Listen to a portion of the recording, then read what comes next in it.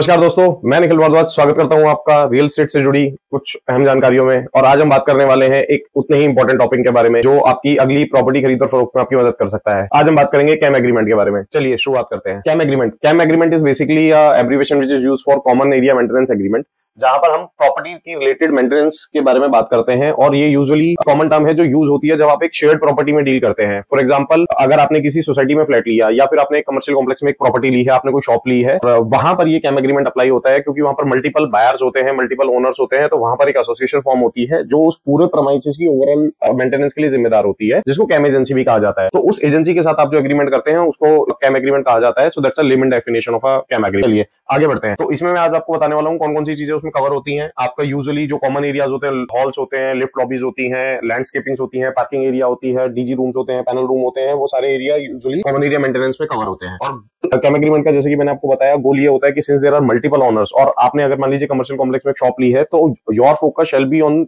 Increasing your business. तो इसलिए उस प्रॉपर्टी की मेंटेनेंस की जिम्मेदारी एक एग्रीमेंट के तहत, एक एग्रीमेंट के अकॉर्डिंग एक बिल्डिंग मेंटेनेंस एजेंसी को दे दी जाती है। चलिए आगे बढ़ते हैं। कैम में क्या क्या इंक्लूड होता है? कैम में जनरल सर्विसेज इंक्लूड होती है, लैंडस्केपिंग इंक्लूड होता है, कॉमन एरिया लाइटिंग इंक्लूड होती है, जनरल मेंटेनेंस इंक्लूड होता है, प्रीमाइसेस इंश्योरेंस इंक्लूड होते हैं और मैनेजमेंट फीस इंक्लूड होती है। कैम कैलकुलेशंस कैसे करते हैं? मान लीजिए ये एक आपका प्रीमाइसेस है और इसमें ये आपकी हिस्सेदारी है। इसका कैलकुलेशन का ग्राउंड क्या होता है? इसका कैलकुलेशन का ग्राउंड होता है आपका एरिया, जो आपने एरिया लिया हुआ है। ये प्रोपोर्शनेट होता है। अगर किसी प्रॉपर्टी में मान लीजिए 10,000 स्क्वायर मीटर की प्रॉपर्टी है और वहां पर आपने 1000 स्क्वायर मीटर ओन करा है, इसका मतलब आप 10% प्रॉपर्टी के मालिक हैं। तो आपका जो कैम शेयर होगा वो 10% होगा, जो डायरेक्टली प्रोपोर्शनल होगा स्क्वायर मीटर के या मेजरमेंट्स के लिए। रिस्पॉन्सिबिलिटी अंडर कैम के अंदर कौन सी जिम्मेदारी आती है? जो कैम एग्रीमेंट एजेंसी जो होती है, कैम एग्रीमेंट जिसके साथ आप करते हैं, उसके लिए जिम्मेदार होते हैं। देखिए, proportional share of CAM expenses. सबसे पहली बात, अगर मैं कैम के एक्सपेंडिचर की बात करूं तो उसमें टेनेंट की क्या जिम्मेदारी होती है, लैंडलॉर्ड की क्या जिम्मेदारी होती है, या अगर आप टेनेंट नहीं है और आपको ऑक्यूपायर है उस बिल्डिंग के, तो आपकी क्या जिम्मेदारी होगी और प्रमोटर या लैंडलॉर्ड की क्या जिम्मेदारी होगी। आपको अपने हिस्से का कैम देना होगा और वो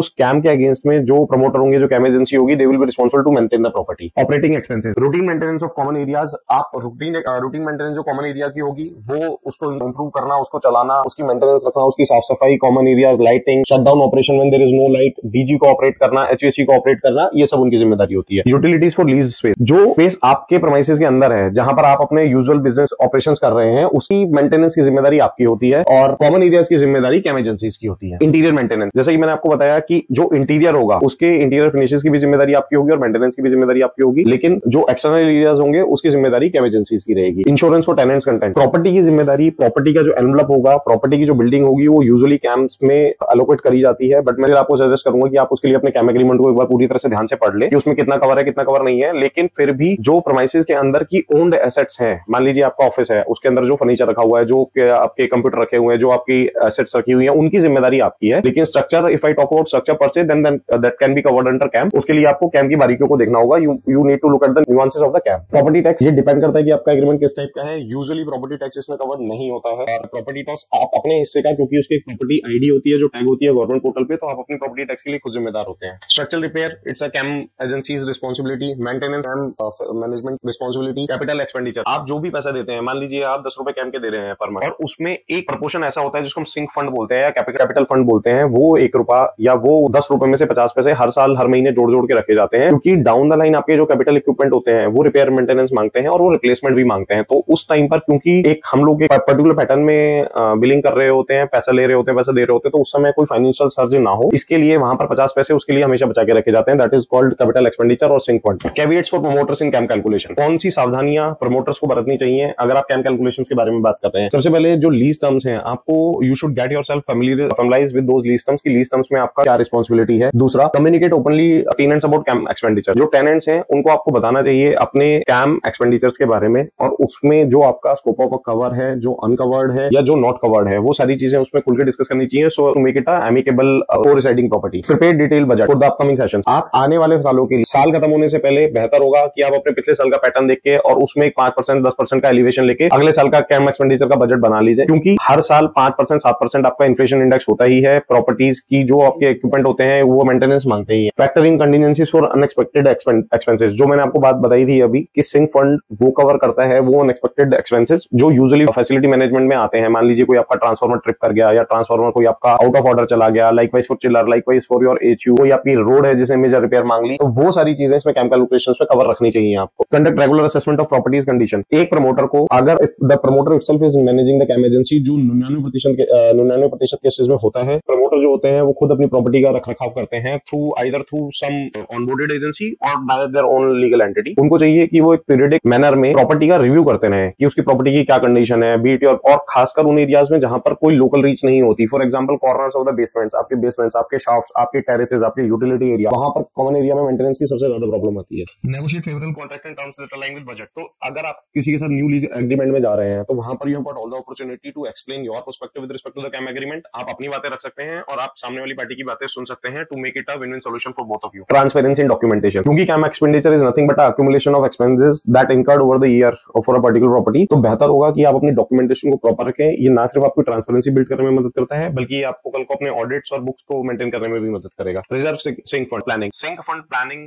को रिजर्व करके रखना बहुत जरूरी है। ये आपको किसी भी तरह के प्रॉपर्टी के ऑपरेशन शटडाउन को अवॉइड करने में मदद करता है। How it improves a promoter and occupier relationship. This is a very critical aspect. Let me tell you. First, it builds trust. अगर आप अपनी प्रॉपर्टी को मेंटेन कर रहे हैं और there are occupiers who are relying on you, जिन्होंने आपका नाम, आपका टैग देख के प्रॉपर्टी खरीदी है, तो उस प्रॉपर्टी के कैपिटल एक्सपेंडिचर के बाद आपकी मेंटेनेंस करना आपकी जिम्मेदारी है। So it builds trust among your investors. Secondly, reduces dispute. जाहिर सी बात है, जैसे जैसे प्रॉपर्टी की बेस्ट मेंटेनेंस होगी और आपके जो इन्वेस्टर्स होंगे उनका ट्रस्ट आपके ऊपर बढ़ता जाएगा, तो आपके डिस्प्यूट्स वहां पर कम होते रहेंगे, which eventually results into positive relationship. ये आपका प्रमोटर्स का इन्वेस्टर्स के रिलेशनशिप को मदद करेगा और देखा जाए तो एक टेंजिबल रिलेशनशिप भी फॉर्म करता है। whenever you will be launching your next property, they will certainly be the first investor in your product for that matter. Well maintained property. Technically अगर हम देखें तो कैम की सर्विसेज को अगर हम अच्छे से यूटिलाइज करते हैं, if those resources are utilized optimally, then property is maintained well. उसमें वहां पर आपकी जो प्रॉपर्टी होती है वो वेल मेंटेन्ड होती है। Safe and sound premises, it gives a comfort of safety and soundness in the property. आपको कहीं भी tripping, there will be no tripping hazard. आप लोगों को वहां पर कोई सेफ्टी कंसर्न्स नहीं होंगे, कोई बैरिकेडिंग टूटी हुई नहीं होगी, कोई मशीन्स का डिस्ट्रप्शन नहीं होगा, तो वो सारी चीजें इसमें कवर हो जाती हैं। And lastly but not the least is this builds your property valuation. एक अच्छी मेंटेन प्रॉपर्टी, अगर आप डीएलएफ की बिल्डिंग्स में जाएंगे वहां पर आप देखेंगे कि क्वालिटी ऑफ सर्विसेज कितनी अच्छे तरीके से वो लोग मेंटेन करके रखते हैं। अगर if you do not have idea on the life of the building, then obviously you can not go and guess about it. आप पता भी नहीं लगा पाएंगे कि उस बिल्डिंग की लाइफ कितनी हो गई है। This is how they keep their buildings in terms of hygiene and proper area maintenance, common area maintenance. चलिए बात करते हैं legal aspect of CAM agreement के बारे में। Legal aspect of CAM agreement. CAM agreement is a pretty much enforceable contract. इस contract को लागू किया भी जा सकता है और करवाया भी जा सकता है। This is a legal valid recognised contract. दूसरा, this is a derivative of sale और लीज एग्रीमेंट। आप जब अपने प्रिंसिपल एग्रीमेंट को करते हैं, चाहे वो लीज एग्रीमेंट हो या सेल एग्रीमेंट हो, उसमें बहुत सारे जो सीड होते हैं, जो इंसेप्शन होता है कैम एग्रीमेंट का, वो वहीं से निकल जाता है, क्योंकि एक जॉइंट ओनरशिप होती है। Tomorrow nobody wants to get into that dispute, तो वो लोग वहां पर कैम एग्रीमेंट को सेटल करके चलते हैं। इनकैप्सुलेट स्पेसिफिक ऑब्लिगेशन, ये आपके स्पेसिफिक ऑब्लिगेशंस को हाईलाइट करता है, बीट प्रमोटर साइड और बीट इन्वेस्टर साइड। इन्वेस्टर्स के क्या रोल है, जैसे मैंने आपको बताया, या फिर आपके प्रमोटर्स के क्या रोल है, दोनों चीजों को इनकैप्सुलेट करके चलते हैं। तीसरा, क्रिएट अकाउंटेबिलिटी, क्योंकि को ओनर के केस में, को शेयरिंग के केस में प्रॉपर्टी में बहुत सारी चीजें ऐसी होती हैं, रूटीन के जो आपके रखरखाव के खर्चे होते हैं, रूटीन की जो रखरखाव के कंप्लायंसेस होते हैं, उसकी अकाउंटेबिलिटी क्रिएट हो जाती है। So if you are having a proper CAM agency on board, you don't need to worry about the maintenance of the premises, and this also includes compliances with respect to the local law. Government statutory norms जो होते हैं वो common areas को लेके change होते रहते हैं। वो हो सकता है कि कल को उसमें डीजल जनरेटर को लेकर कोई रेगुलेशन आ जाए, या फिर कोई सेफ्टी को कोई लेकर रेगुलेशन आ जाए, या फिर सीसीटीवी की रिकॉर्डिंग को रखने के लिए कोई रेगुलेशन आ जाए। So for that matter probably an investor don't need to get develop into the details of that property, या फिर जो उसके एक्शंस है, रिस्पेक्टिव अकाउंटेबिलिटी है, उसमें जाने की जरूरत नहीं है। This is something that shall be maintained under the CAM agreement only. CAM at lease renewal, CAM का लीज रिन्यूअल में और लीज रिन्यूअल का कैम से क्या लेना देना है देखते हैं। देखिए, this reflecting changes in property operation, आपका जो प्रॉपर्टी चेंजेस में जो ऑपरेशंस हो रहे हैं वो यहाँ पर कवर होने चाहिए। आप अगर लीज रिन्यूअल पे जा रहे हैं तो आपका कैम एग्रीमेंट को लेकर जो प्रीवियस डिस्प्यूट्स हैं आप उनको सेटल कर सकते हैं। रीअलाइनमेंट विद मार्केट स्टैंडर्ड, आप अपनी प्रॉपर्टी को, अपने ऑपरेशंस को, अपने ऑपरेशंस के लेवल को मार्केट के स्टैंडर्ड के हिसाब से एलिवेट कर सकते हैं। लीज क्योंकि ज्यादातर 5 साल 9 साल के पैटर्न में होती है, तो हो सकता है by the time those 5 years और 9 years लैप्स, तब इन द मीन टाइम आपकी जो रीअलाइनमेंट है, आपको टेक्नोलॉजिकल एडवांसमेंट है, उन सब पे आपको अपने ऑपरेशंस को दोबारा रिव्यू करने की जरूरत पड़ती है। And this includes your technological updation in the process as well. Finally, it gives you a negotiable platform on which you can bring the equitable terms when it comes to the CAM agreement. कुछ tips के बारे में जो आपको अपने अगले cam negotiation में मदद करेगी। First, understand the CAM agreement. अपने कैम एग्रीमेंट को समझिए, आपका कैम एग्रीमेंट क्या कहता है, उसमें आपकी ऑब्लिगेशन क्या है, प्रमोटर की ऑब्लिगेशन क्या है, आपकी रिस्पांसिबिलिटी क्या है, प्रमोटर की रिस्पांसिबिलिटी क्या है। अकाउंटेबिलिटीज का एक्सटेंड समझिए, सर्विसेज समझिए, कवर्ड एरिया समझिए, अनकवर्ड एरिया समझिए, डोमेन समझिए, किसकी रिस्पॉन्सिबिलिटी है, safety, security, technical, lift, hygiene, proper maintenances, restructuring, maintenance, structural reviews, audit, सारी चीजों को समझिए। इसके लिए आप बेहतर होगा अगर आप उतने टेक्निकल लीगल एक्सपर्ट नहीं है तो probably you can bank on some techno legal experts comment there, review and negotiate your CAM agreement on your behalf. Cap on annual increase, बहुत छोटा सा negotiation trick है. When you are going for your lease renewal next time, you can always talk about your capping that promoter may implicate on you with respect to annual CAM increase. Audit rights, keep check on your audit rights. आप देखिए आपके पास एक audit right होने चाहिए उस property को maintenance करने के लिए जो खर्चा होता है उसकी बुक्स को रिव्यू करने का, बिकॉज इवेंचुअली वो सारा पैसा आपकी जेब से ही जाता है. And nuances in the services agreement, services agreement की बारीकियों को समझिए, इस तरह से वो आपके फेवर में है, कौन सी चीज आपके अगेंस्ट में जा सकती है. इन सारी चीजों को अगर आप अपने नजर में रख के चलते हैं, सारी न्यूआंसेस को अगर आप कंसीडर करके चलते हैं, definitely your next property purchase is going to be a very sweet deal for you. चलिए तो आज के लिए इतना ही. जुड़े रहिए हमारे साथ, मैं लेकर आता रहूंगा आपके लिए रियल एस्टेट से जुड़ी कुछ ऐसी ही खबरें ताकि आपके सपनों का घर आपका सपना ना बन जाए. Thank you.